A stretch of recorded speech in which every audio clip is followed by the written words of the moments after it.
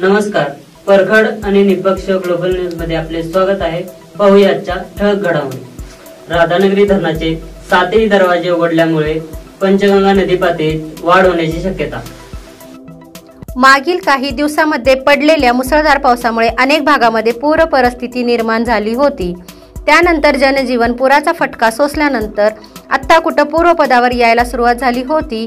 मात्र 31 जुलै रोजी राधानगरी धरणाचे सर्व 7 स्वयंचलित दरवाजे उघडले गेले। परिणामी पंचगंगा व भोगावती नदी पात्रात मोठ्या प्रमाणात वाढ होत आहे। पंचगंगा नदी पात्रातील पाणी पातळीत 6 ते 7 इंचापर्यंत वाढ होण्याची शक्यता असून पुराचे पाणी नागरी वस्तीत पोहोचण्याची शक्यता आहे। तरी आपत्ती व्यवस्थापन आणि NDRFची टीम सतर्क असल्याने नागरिकांनी घाबरून जाण्याची आवश्यकता नाही, अशा सूचना प्रशासनाकडून देण्यात आल्या आहेत। नमस्कार, तर आता आपण आलेलो आहे इचलकरंजी पंचगंगा नदीच्या काठावरती। तर इथं आता आपण बघणार आहोत की बाबा पूर स्थितीबद्दलची काय माहिती आहे, पाणी कमी जास्त होत आहे त्याच्याबद्दल डिटेल माहिती आपण घेऊया। महानगरपालिकेचे आपत्ती व्यवस्थापनचे प्रमुख संजय कांबळे सर यांच्याबरोबर आपण बोलणार आहोत। तर त्यांच्याकडनं आपण माहिती घेत आहोत की बाबा काय आहे आणि काय चाललेलं आहे, हे सगळं डिटेलमध्ये आपण त्यांच्याकडनं सविस्तर घेऊया। गेले 8 दिवस झालं मुसळधार पाऊस असल्यामुळे पंचगंगेला जवळजवळ महापुराचं स्वरूप आलं।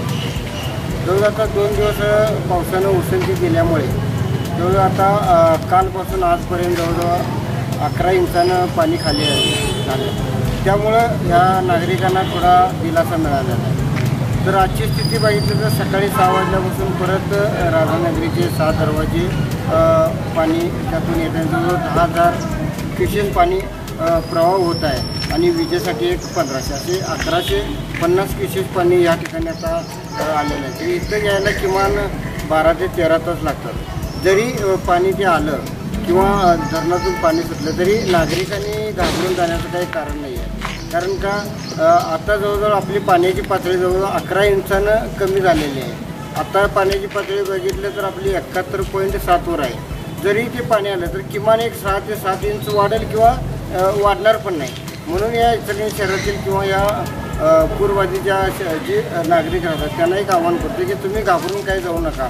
जरी पाणी आलं तर तुम्हाला आम्ही पर्याय राहण्याची आमच्या छावण्या तयार आहेत आणि ती काही वेळ येणार नाही। तरी पण आमचं महापालिकेचं प्रशासन आहे ते सतर्क आहे, तुमच्यासाठी अलर्ट आहे।